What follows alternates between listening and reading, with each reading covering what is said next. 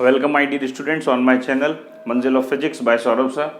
आज बात करेंगे इसमें एक ऐसे डेरिवेशन की जिसमें क्या होगा कि जब एक डाइपोल को यूनिफॉर्म इलेक्ट्रिक फील्ड में रखा जाता है तो उस पर टॉर्क लगता है। अच्छा, इसका डेरिवेशन हम कर चुके हैं प्रीवियस वीडियोस में और जिसकी वैल्यू टॉर्क की आती है पीई साइन थीटा। ठीक है, उसके बाद हमने क्या देखा, एक अगली वीडियो में हमने इस बात को सीखा था कि जो टॉर्क जब लगता है तो डाइपोल एक पोजीशन यानी θ1 से एक अनदर पोजीशन θ2 में रोटेट हो जाता है। अच्छा भैया, रोटेट होता है तो उस केस में क्या वर्क डन कितना लगता है या कितने वर्क डन की रिक्वायरमेंट होती है, तो हमने वो भी सीख लिया था। W टोटल इक्वल्स टू कि PE cos θ1 माइनस cos θ2, या यूं कह दीजिए कि W equals to PE cos θ initial minus cos θ final. इस बात को सीख लिया था। तीसरी बात, इसमें कुछ वैल्यूज को हमने देखा था कि स्टैंडर्ड जो एंगल्स थे उनकी वैल्यूज को हमने समझा था। अच्छा, कौन कौन से थे वो एंगल कि थीटा की वैल्यू अगर डायपोल मोमेंट यानी P vector electric dipole moment और electric field vector E vector के बीच में अगर θ0 है तो इस पोजीशन को, इस कंडीशन को क्या बोलते हैं, स्टेबल इक्विलिब्रियम पोजीशन। अगर θ 90 डिग्री है तो इस कंडीशन को या इस पोजीशन को क्या बोलते हैं, standard equilibrium position.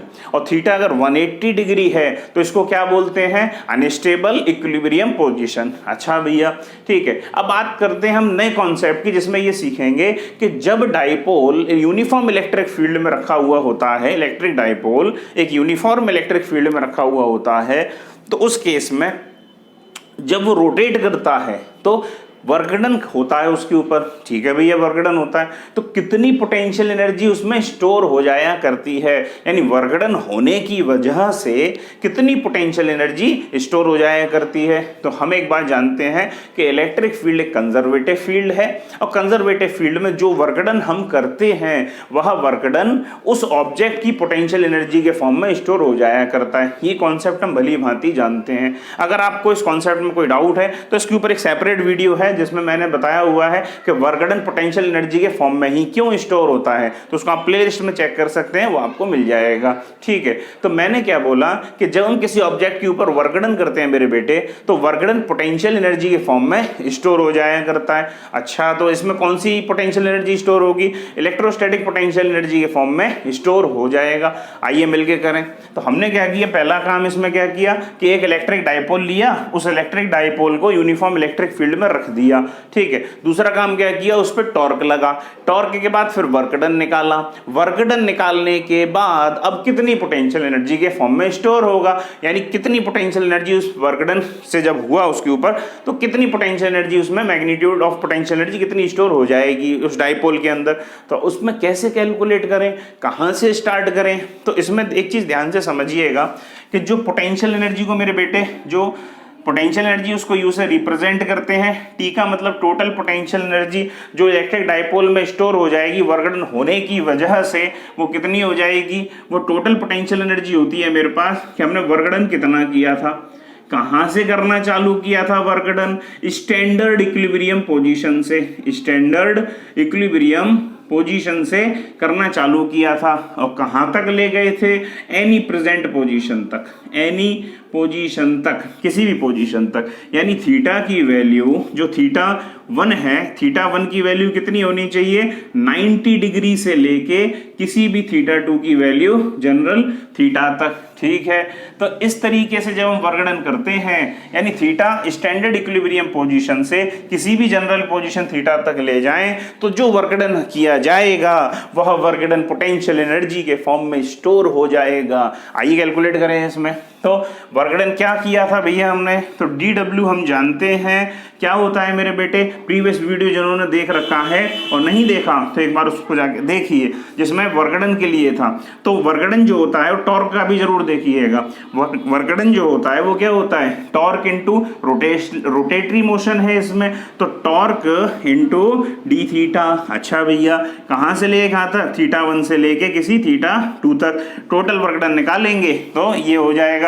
Integral differential एक दूसरे के घोर विरोधी क्षमाक्षम कर देंगे तो जो वर्कडन टोटल मिलेगा वो कितना मिलेगा, तो इंटीग्रेशन टॉर्क की वैल्यू कितनी होती है, P sine theta, PE sine theta और ये डी थीटा, थीटा 1 की वैल्यू 90 डिग्री, अभी बोला स्टैंडर्ड इक्विलिब्रियम पोजीशन से, और किसी भी थीटा तक। ठीक है, अब अगर मैं बहुत ध्यान से इसमें बात को समझूं तो टोटल वर्कडन जो होगा, यानी इस कंडीशन की जब बात करें तो कितना P बाहर आ जाएगा, साइन थीटा का इंटीग्रेशन माइनस कॉस थीटा हो जाएगा, यानी PE और साइन थीटा का integration minus cos theta 90 degree से लेके किसी भी थीटा तक, तो टोटल वर्कडन हो जाएगा मेरे बेटे PE, और ये बन जाएगा, अगर मैं इसमें माइनस को ऐसी कॉमन ले लूं तो कॉस थीटा माइनस cos 90, और cos 90 की वैल्यू हम जानते हैं सुंदर सी वैल्यू 0 होती है, तो ये क्या बन जाएगा cos 90 0,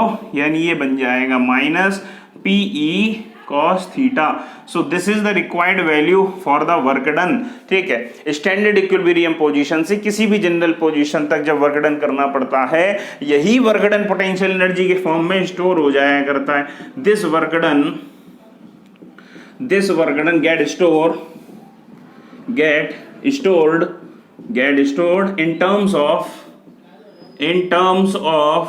potential energy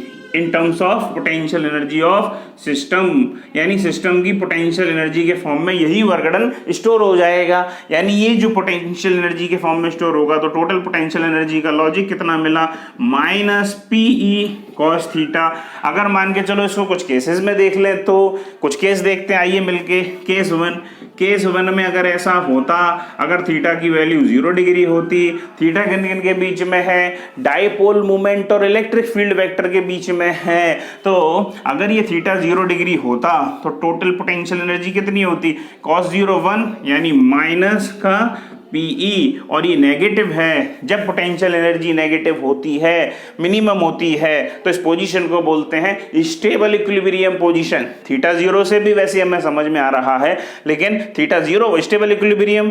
दूसरी बात, पोटेंशियल एनर्जी के टर्म्स में देखोगे तो क्या कि अगर पोटेंशियल एनर्जी नेगेटिव आती है तो इसको बोलते हैं स्टेबल इक्विलिब्रियम पोजीशन। ये मिनिमम है, ये कैसी वैल्यू है, मिनिमम वैल्यू है।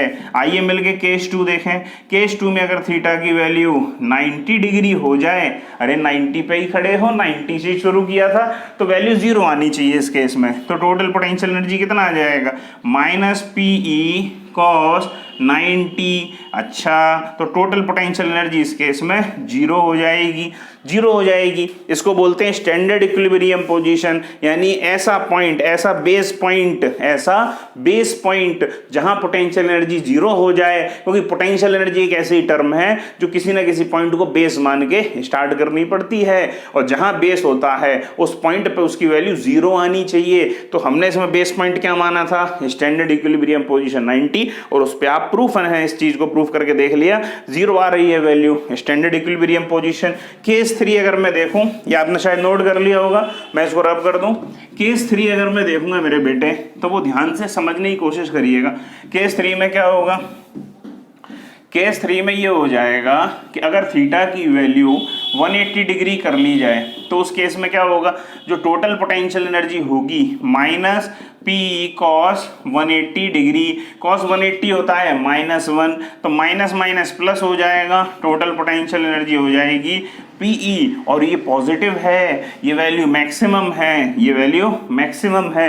और जब एक चीज ध्यान रखिएगा, जब पोटेंशियल एनर्जी नेगेटिव आए तो इसको बोलते हैं स्टेबिलिटी है, यानी स्टेबल है। अगर पोटेंशियल एनर्जी की वैल्यू पॉजिटिव आ जाए तो पॉजिटिव को क्या बोलते हैं, इसको बोलते हैं अनस्टेबल है, यानी ये पोजीशन क्या हो जाएगी, अनस्टेबल इक्विलिब्रियम पोजीशन। ठीक है, और जब पोटेंशियल एनर्जी 0 होती है तो न्यूट्रल भी बोल सकते हैं उस केस में, या स्टैंडर्ड इक्विलिब्रियम पोजीशन भी हम इसमें बोल सकते हैं। I hope so you got my point. Video को देखिए अच्छी तरह से, इसको लाइक करिए, चैनल को सब्सक्राइब करिए, और इस वीडियो को अपने फ्रेंड्स को आप शेयर भी कर सकते हैं। सो थैंक यू बच्चों, आगे की बातें अगली वीडियो में।